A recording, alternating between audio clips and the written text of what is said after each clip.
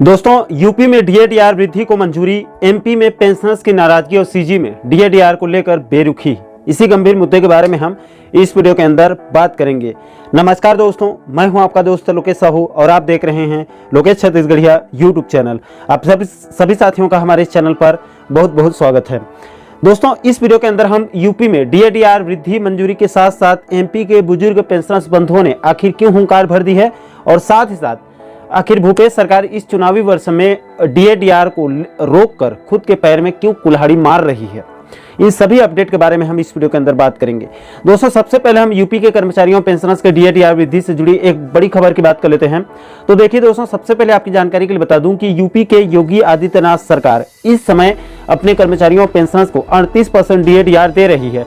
इसका ऐलान 17 अक्टूबर 2022 को किया गया था। तब से 34% के स्थान पर यूपी के कर्मचारियों पेंशनर्स को 38% डीएडीआर मिल रहा है।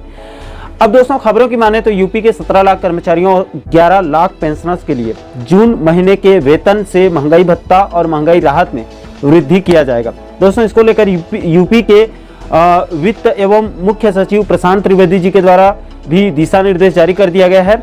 इसके मुताबिक यूपी के कर्मचारियों और पेंशनर्स के लिए 5% डीएडीआर वृद्धि 1 जनवरी 2023 से किया जाएगा और साथ ही साथ 5 महीने का एरियर्स भुगतान की भी खबरें सामने आ रही है।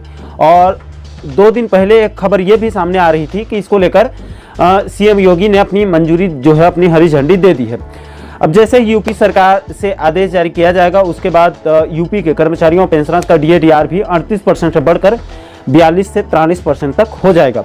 दोस्तों, यूपी के बाद अब हम आगे बढ़ते हैं और एमपी के बुजुर्ग पेंशनर्स से जुड़ी एक अपडेट की बात कर लेते हैं। तो देखिए दोस्तों, इस वक्त एमपी के पेंशनर्स की हालत भी कुछ ठीक नहीं है। दोस्तों, एमपी के पेंशनर्स को इस वक्त मात्र 33% महंगाई राहत मिल रहा है। छत्तीसगढ़ सरकार की सहमति नहीं देने की वजह से एमपी के जो पेंशनर्स हैं वो बीच मझधार में फंसे हुए हैं। इसके अलावा दोस्तों, एमपी के पेंशनर्स के महंगाई राहत के साथ साथ और कई अन्य समस्याएं भी हैं, जिसको लेकर उनका लगातार बैठक और धरना प्रदर्शन चल रहा है। दोस्तों, इसी कड़ी में एमपी के एक पेंशनर साथी श्यामकांत तिवारी जी ने जो जानकारी दी है, उसके मुताबिक अभी हाल ही में पेंशनर्स एसोसिएशन मध्य प्रदेश के द्वारा एक बैठक आयोजित किया गया था, जिसमें एमपी के पेंशनर्स से जुड़ी कई महत्वपूर्ण मुद्दों पर चर्चा हुई और साथ ही साथ एमपी के पेंशनर्स यूनियन को मजबूती देने के लिए और आंदोलनों को सफल बनाने के लिए कई वरिष्ठ पदाधिकारियों ने पेंशनर्स एसोसिएशन मध्य प्रदेश को जो है वो आर्थिक सहयोग दिया है। इसके अलावा दोस्तों, मैं आपकी जानकारी के लिए यह भी बता दूं कि कल 19 मई 2023 को भास्कर में प्रकाशित खबर की माने तो पेंशनर्स एसोसिएशन मध्य प्रदेश जिला धार की नई कार्यकारिणी का शपथ ग्रहण समारोह मांडू में संपन्न हुआ है, मांडू के एक होटल में, जिसमें पेंशनर्स एसोसिएशन मध्य प्रदेश के प्रदेश अध्यक्ष श्याम जोशी जी ने शिवराज सरकार पर बड़ा हमला बोलते हुए कहा कि अब हमें आगे ज्ञापन नहीं देना है, अब वक्त आ गया है कि रोटी को ही यानी कि सरकार को ही पलटना होगा। यानी कि दोस्तों, इसका मतलब साफ है कि शिवराज सरकार से एमपी के पेंशनर जो है वो पेंशनर एसोसिएशन मध्य प्रदेश पूरी तरह से खपा नजर आ रहा है, नाराज नजर आ रहा है, जिसका खामियाजा शिवराज सरकार को भी आने वाले चुनाव में भुगतना पड़ सकता है। दोस्तों, यूपी और एमपी के बाद अब हम आगे बढ़ते हैं और सीजी के कर्मचारियों पेंशनर्स के डीएडीआर से जुड़ी गंभीर मुद्दे की बात कर लेते हैं। तो दोस्तों, इस वक्त भूपेश सरकार प्रदेश के कर्मचारियों पेंशनर्स का खास करके डीएडीआर के मुद्दे पर जबरदस्त शोषण कर रही है। डीएडीआर के साथ साथ उसके एरियर्स को भी पूरी तरह से दबा दिया जा रहा है, जिससे प्रदेश के कर्मचारियों पेंशनर्स को जबरदस्त आर्थिक नुकसान हो रहा है। अब तक हो चुका है और अभी हो भी रहा है आर्थिक नुकसान, और आने वाले दिनों में भी और भारी आर्थिक नुकसान हो सकता है, क्योंकि एक तरफ राज्य में तेजी से महंगाई बढ़ रही है और दूसरी तरफ उस बढ़े हुए महंगाई के अनुपात में डीएडीआर बिल्कुल भी नहीं दिया जा रहा है। दोस्तों, इस समय प्रदेश के कर्मचारियों पेंशनर्स को मात्र 33% डीएडीआर मिल रहा है, जो कि केंद्र के साथ साथ कई राज्य सरकारों से भी सीधे 9% कम है। यानी कि प्रदेश के कर्मचारियों पेंशनर्स को प्रति महीने 9% डीएडीआर का नुकसान हो रहा है, उसके एरियर्स का भी नुकसान हो रहा है। दोस्तों, इसको लेकर प्रदेश के कर्मचारियों पेंशनर संगठन अपना विरोध भी जता रहे हैं। साथियों, एक तरफ छत्तीसगढ़ कर्मचारी अधिकारी फेडरेशन ने पहले ही ऐलान कर दिया है कि इस डीएचआरए सहित 4 सूत्रीय मुद्दों को लेकर 3 मार्च 2023 को और 18 मार्च 2023 को एक दिवसीय धरना प्रदर्शन भी हो चुका है। इसके बाद अब मई में सभी जनप्रतिनिधियों को ज्ञापन सौंपकर जून में फिर चरणबद्ध आंदोलन में उतरने का भी ऐलान कर दिया गया है। तो वहीं दूसरी तरफ प्रदेश के बुजुर्ग पेंशनर्स छत्तीसगढ़ पेंशनर्स फेडरेशन के प्रदेश अध्यक्ष वीरेंद्र नामदेव जी के नेतृत्व में सीएम बघेल के नाम गांव से लेकर शहर तक रोजाना डाक के माध्यम से पत्र अभियान शुरू कर दिया गया है और रोजाना एक लेटर जो है एक पत्र सीएम बघेल को भेजा जा रहा है।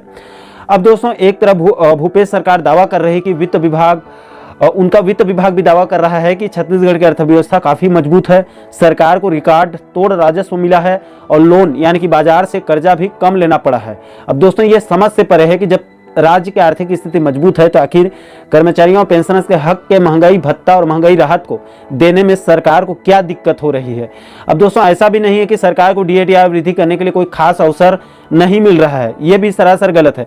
वैसे तो जानकारों का कहना है कि डीएटीआर वृद्धि करने के लिए न ही कोई अलग से बजट की जरूरत पड़ती है और न ही ये कैबिनेट का विषय है और न ही कोई इसके लिए इवेंट मैनेजमेंट की भी जरूरत बिल्कुल नहीं पड़ती।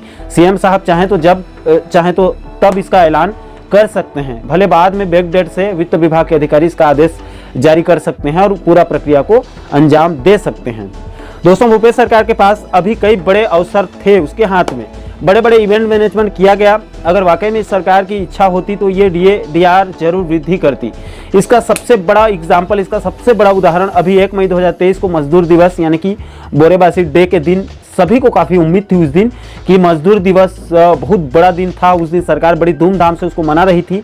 ऐसे में उस दिन कम से कम 5% डीएटीआर वृद्धि का ऐलान सरकार कर सकती थी आराम से, क्योंकि पिछले साल लगभग यही स्थिति थी राज्य की।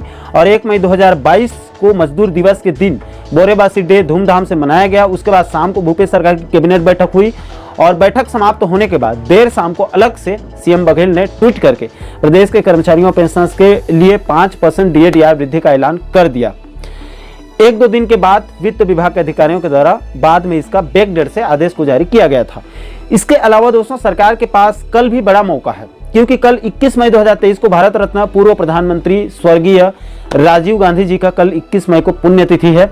और कल इस अवसर पर मुख्यमंत्री भूपेश बघेल जी दुर्ग जिले के सकरापाटन में एक कार्यक्रम में प्रदेश के 24,52,592 किसानों को राजीव गांधी किसान न्याय योजना के तहत इस साल की पहली किस्त के रूप में 1894 करोड़ 93 लाख रुपए की राशि का ऑनलाइन किसानों के बैंक खाते में ट्रांसफर किया जाएगा।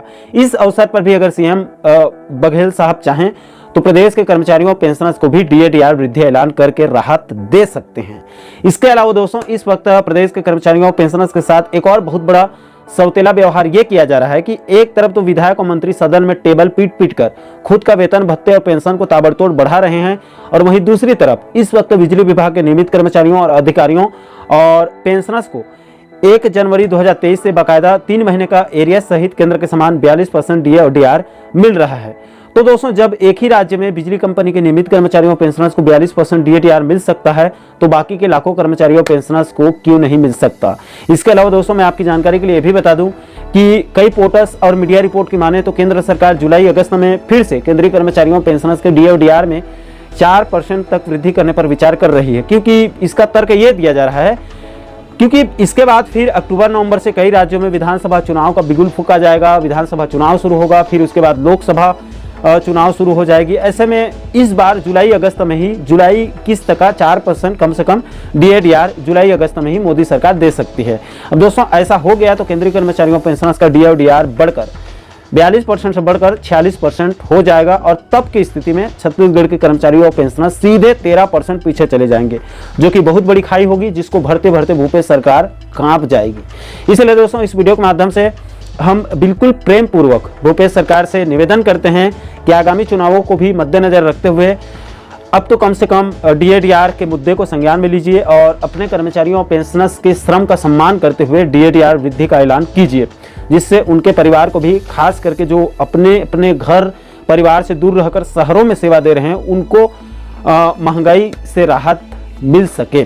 और इसी तरह का अगर अड़ियल रवैया रहा तो जिस प्रकार कर्नाटक में कर्मचारियों ने बीजेपी सरकार का सफाया किया है, ठीक उसी तर्ज पर आपका भी सुपड़ा साफ हो सकता है। क्योंकि दोस्तों बड़े बुजुर्ग कहते हैं कि जीवन में एक बात तो तय है कि तय कुछ भी नहीं है। तो आशा करता हूं दोस्तों कि आप इस वीडियो के माध्यम से DADR से जुड़े पूरे मुद्दे को आप अच्छे से समझ गए होंगे। दोस्तों इस पूरे मामले पर आप लोगों की क्या राय है, आप भूपेश सरकार को क्या संदेश देना चाहते हैं, अपना फीडबैक नीचे आप कमेंट सेक्शन में जरूर साझा कीजिएगा। और साथियों आप आगे भी DHR जैसे महत्वपूर्ण मुद्दों पर वीडियो देखना चाहते हैं तो हमारे चैनल को आप सब्सक्राइब जरूर कीजिएगा, ताकि आने वाले सभी नए वीडियो का नोटिफिकेशन आप लोगों तक तुरंत पहुंच सके। दोस्तों अभी के लिए फिलहाल इस वीडियो में इतना ही, मुझे दीजिए इजाजत। मैं मिलता हूं आपसे एक और महत्वपूर्ण मुद्दे के साथ, महत्वपूर्ण टॉपिक के साथ। तब तक के लिए जय हिंद, जय छत्तीसगढ़।